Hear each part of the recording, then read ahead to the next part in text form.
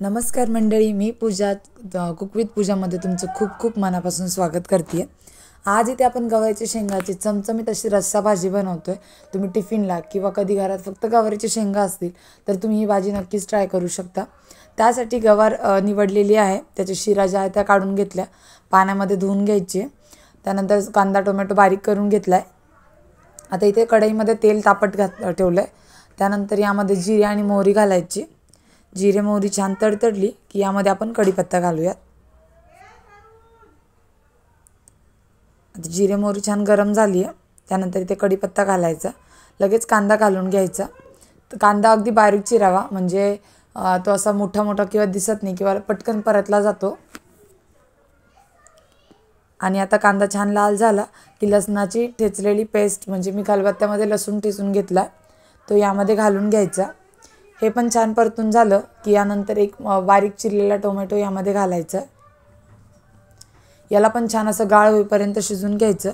त्याचसोबत यामध्ये कोरडे मसाले घालायचे, म्हणजे हळद, आवडीनुसार लाल तिखट, 1 चमचा कांदा लसूण मसाला, थोडासा अगदी काळा मसाला घातला. आणि याला छान असं थोडंसं पाणी टाकून आपण याला शिजू देऊयात. म्हणजे याने काय होतं, टोमॅटो जो आहे तो गाळ होतो, भाजीमध्ये असा टोमॅटो वेगळा दिसत नाही. आणि झाकण ठेवूयात.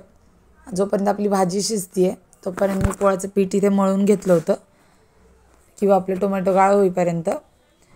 आणि आता इथे टोमॅटो पाहू शकता, मस्त अशी ग्रेव्ही तयार झालेली आहे. स्वच्छ धुतलेल्या गवारच्या शेंगा यामध्ये घालायच्या.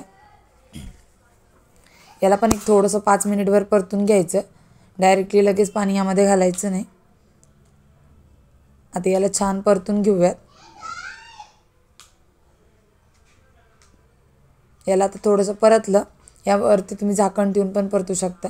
चवीनुसार मीठ इथेच घालून घ्यायचं, किंवा नंतर तुम्ही रस्सा बनवल्यानंतर पण मीठ घालू शकता जर असा अंदाज कळत नसेल तर.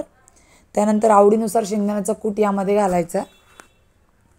तुम्ही पाणी टाकून पण पेस्ट बनवू शकता, पण ते खूपच म्हणजे काय म्हणू शकतो आपण याला, की आमच्या इथे त्याला बिरबीट भाजी म्हणतात.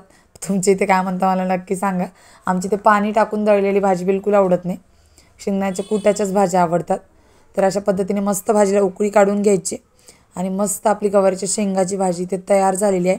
अगदी बाजरीच्या भाकरीसोबत तर एक नंबर लागते ही भाजी. आणि अगदी तिखटही बनवलेली नाही आहे, म्हणजे लहान मुलं पण खाऊ शकतात. तर आजची रेसिपी तुम्हाला कशी वाटली मला कमेंटमध्ये सांगा. चॅनलवर नवीन असाल तर सबस्क्राईब करा. भेटूया अशाच एका नवनवीन रेसिपीमध्ये. तोपर्यंत बाय. स्वस्त खा, स्वस्त राहा.